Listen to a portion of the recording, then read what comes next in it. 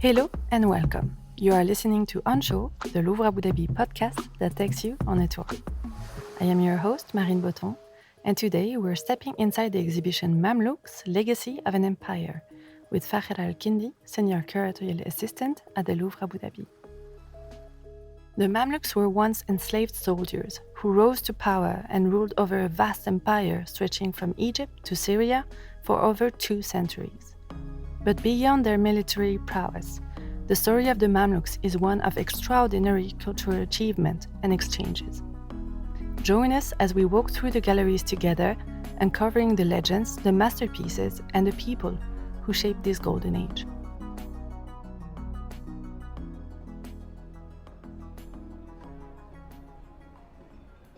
Hi, Fakhera.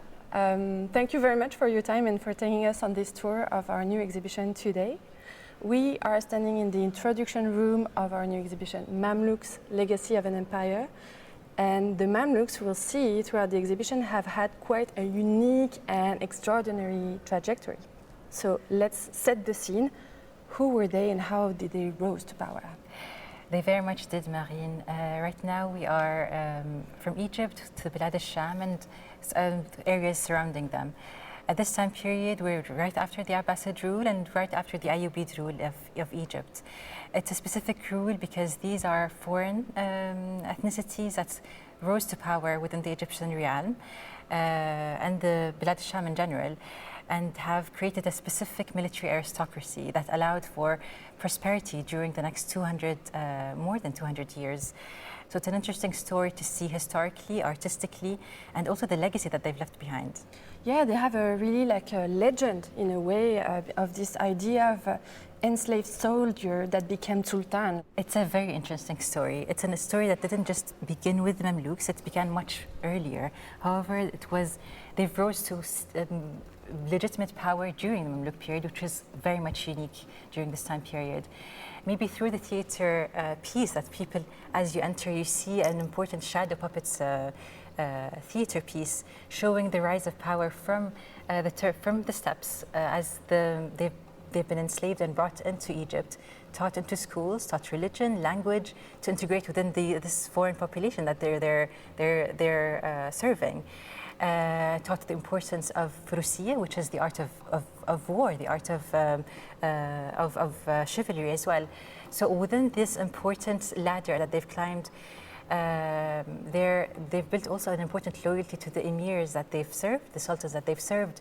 So it was an important and complicated system that is very unique throughout the world. They've rose to become from enslaved persons to sultans, which is a very important concept. That wasn't a concept of removing power, but a concept of empowerment through this important path that they've taken.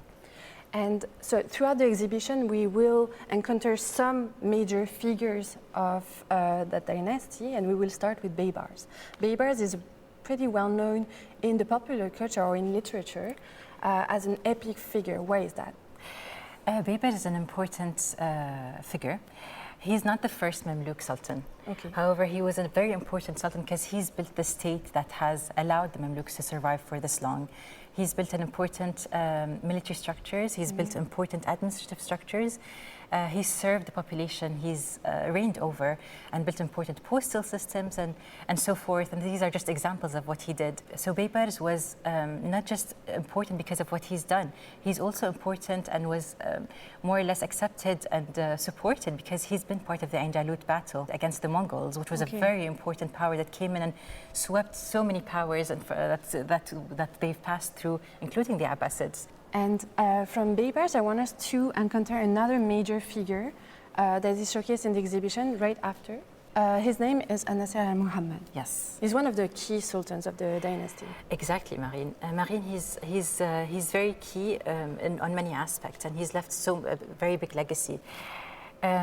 So during his reign, Nasser Muhammad was the Mamluk Sultanate has seen prosperity both internally and externally. He's continued and has sustained the connection to external connections that his father Qalawun has built and Baybars has built as well. And internally, he's also been an important ruler in creating prosperity for the population in general, different diverse communities as well. So he's been, because of the legitimacy of his father's rule, he's been supported, but also because of his own rule, that also affected the landscape of the Mamluk Sultanate in general, where you see important vertical monuments springing everywhere throughout the Mamluk Sultanate. So yeah, really from a period more of rise to power and military conflicts, we are really entering in a phase where it's the prosperity. And it shows in the art, as we can see, like the beauty and the richness of the exhibition, the commissions. Let's remember that the sultans were huge commissioners of the art, and as you said, the architecture as well. Exactly. So they were important patrons, men and women, emirs, sultans, merchants. So the prosperity that was accumulated throughout the Mamluk Sultanate allowed for such important architectural patron that was extremely heavy financially, of course. But it also shows the importance of the service to the community and the presence, and with important monuments such as the Qalawun complex, which included a madrasa, a mosque, a mausoleum for the commissioner. And that's in Cairo, right? Exactly, that's in Cairo, still standing today. And it also included an important hospital. So it was a replica of an important hospital that was in Damascus, where Qalawun has seen and brought into Cairo. It was a very advanced hospital. It was not only a time for prosperity, but also for advancement, as you said, like in science, and of innovation in general.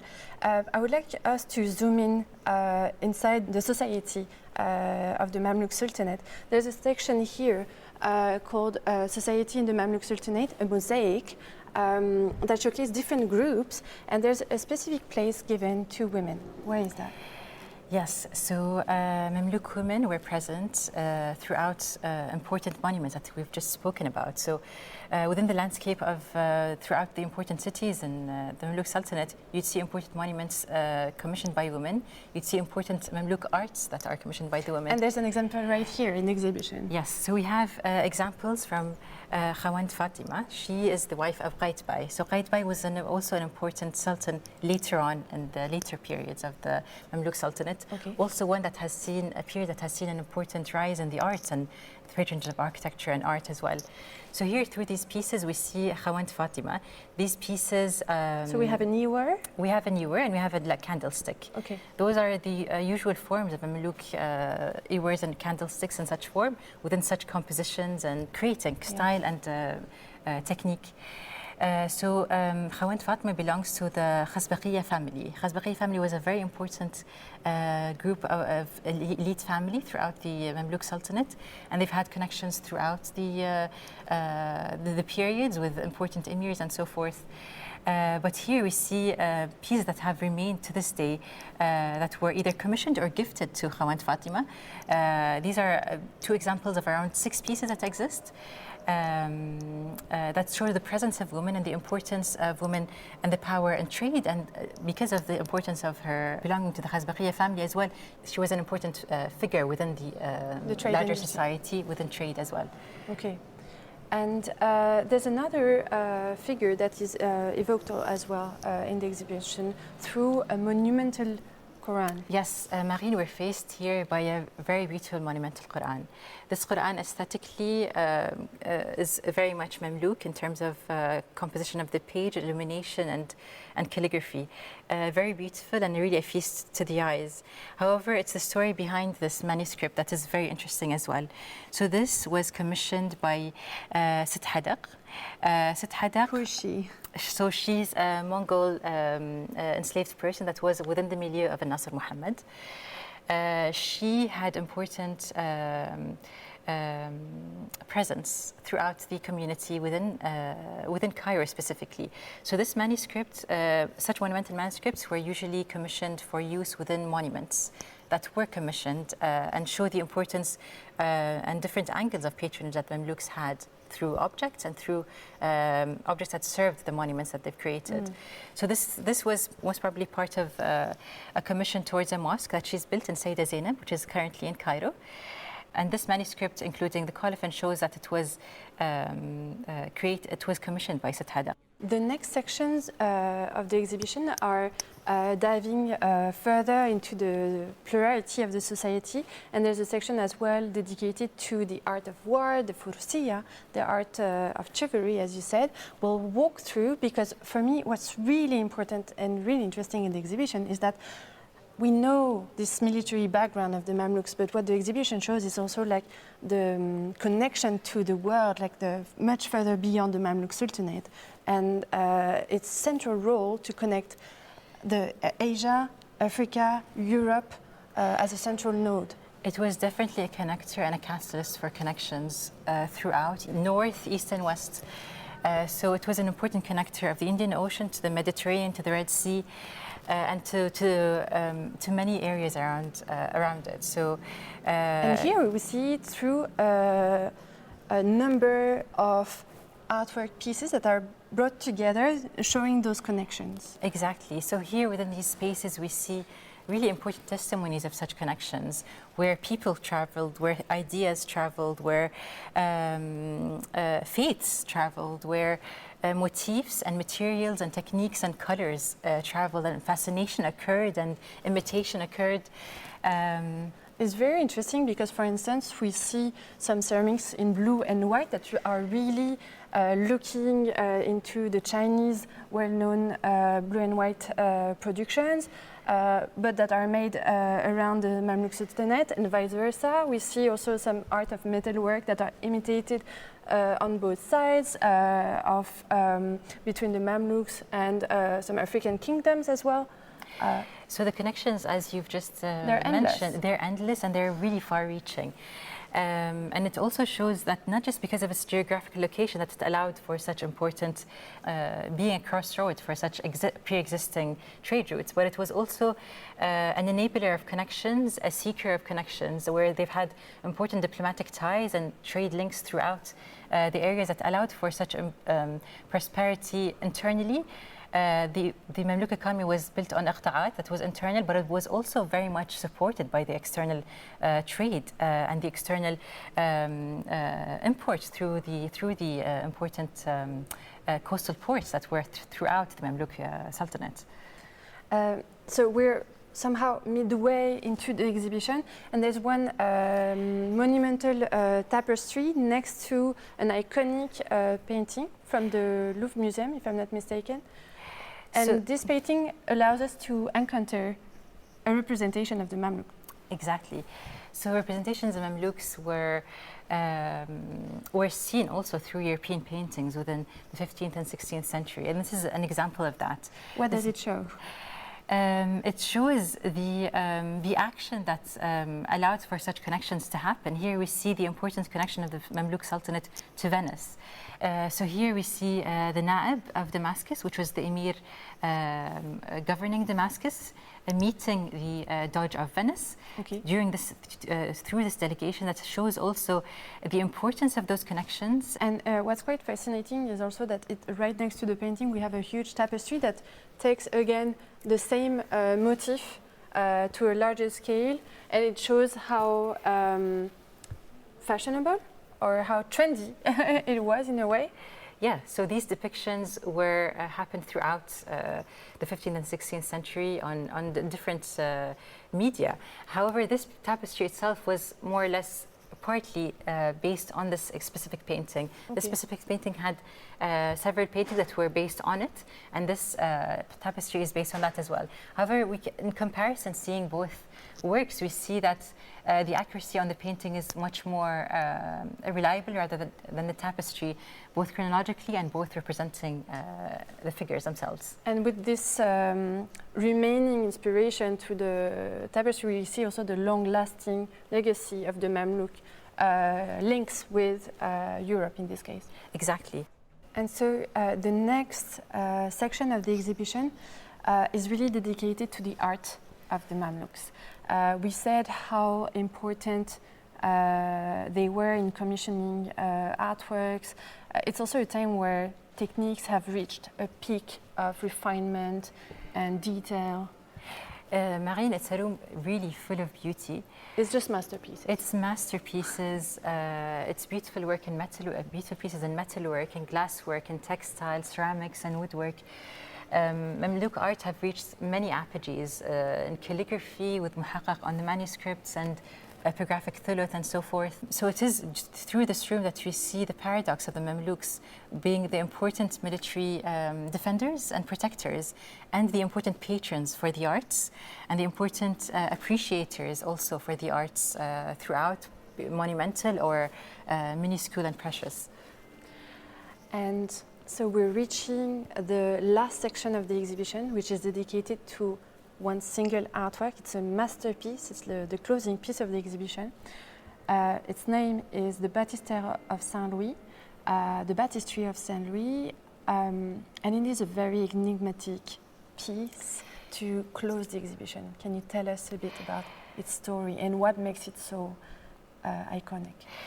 So as we enter this room, Marine, we're faced by a very beautiful piece that's really glistening under the light. It's a copper piece, hammered and inlaid with silver thread, depicting important aesthetic, important compositions, from figural compositions to zoomorphic compositions and medallions throughout, with vegetal motifs and geometric motifs, geometric patterns, really engulfing and enrobing the full basin. So we see a large number of characters all around this basin, and then like 4 main medallions rhythming the composition. And as you said, we have those frieze of animals running all around. It's hard to express how detailed it is and how beautiful it is. But behind the beauty, there's a very intriguing story. It's a piece, Marine, that was really revered both in its original context and the context that it later joined. So when was this piece made and by whom? So this piece was made within the Mamluk Riyan. We don't know exactly because it wasn't specifically dated, and we don't have blazons. Usually with the Mamluk works, we date them through the blazons that they carry. This piece, it was dated by scholars in either late 1200s or early 1300s. However, we think it has been, it's more probable that it was during Nasr Muhammad's reign, which was one of the most important reigns of the Mamluk period, and from a very important patron for the arts in general. So we see through these compositions surrounding the object, we see the link to the objects produced during that period. Okay. And do we know who was the maker of this piece? Interestingly, we do. It is rare within the Islamic arts that we see objects signed by the maker. Here we see 6 signatures of the maker, either the maker or the person that organized the making or the designer of the object. We don't know for sure. However, we know that there are 6 signatures. So it's exceptional. It's very exceptional, and it could be a signal that he very much knew from the beginning that it was a very important piece of his production. And evidently it is. It's a very beautiful piece, covered in important compositions from the interior to the exterior in extreme craftsmanship. And we mentioned that the name of the piece is nowadays called the Baptistère of Saint Louis. Who is Saint Louis, and what's the function of this basin? So it was initially thought that this was brought in with the contact with the Crusades back to France, hence the naming of Saint Louis. It was based on scholarship from the 16 or 1700s. However, this name remained with the object. And so what was it used for? Initially, it's a basin within its original context. However, it was used for a very different use as it arrived to France. It entered the royal collections, and it was used for baptisms, imagine. So it was used, we know very much that it was used for the baptism of Louis XIII. So that's the father of Louis XIV, the yes. Sun King? Yes, definitely. And it was also later used for French princes later on. Before it joins the National Collection and enters the Louvre collection as well. And it is also through the blazons that are appearing on the opening of the basin itself that we see this link to the French monarchy. Oh yeah, we see a blazon with 3 fleurs-de-lis. Exactly. With a crown on top. So these were later additions that evidently and materially show this link. Thank you so much. This is really a fascinating piece to close the exhibition and really showcase the beauty of the Mamluk art as well as its connection to the rest of the world. What would you like the visitors to remember, to take away from the exhibition? So I think what's interesting is that the Mamluk, the importance of the Mamluk arts and history in general as well, and presence, didn't end at 1517 with the final blow with Mamluk, with the Ottoman presence. The importance of the Mamluks administratively, militarily continued as well under the Ottomans, but it also artistically continued far beyond its borders, but also internally through the Mamluk revival later on in the modern times. So the legend lives on. The legend definitely lives on. Thank you very much. Thank you very much, Marianne. This was an episode of On Show, the Louvre Abu Dhabi podcast that takes you on a tour. The exhibition Mamluks, Legacy of an Empire, is on show at the Louvre Abu Dhabi from the 17th September 2025 to the 25th of January 2026. On Show is available on all your favorite podcast platforms in English, Arabic, and French. If you'd like to learn more about our exhibitions, simply subscribe to the Louvre Abu Dhabi channel and explore our past episodes. And if you enjoyed this episode, please share it with your friends and give us a 5-star rating. On Show is a podcast produced by the Louvre Abu Dhabi. Executive producers Amin Kharshash and Marine Boton. Post-production, music and mixing by Making Waves. Our warm thanks go to our guest, Fakhera Alkindi, for her kind participation. Thank you for listening, and stay tuned for our next episodes.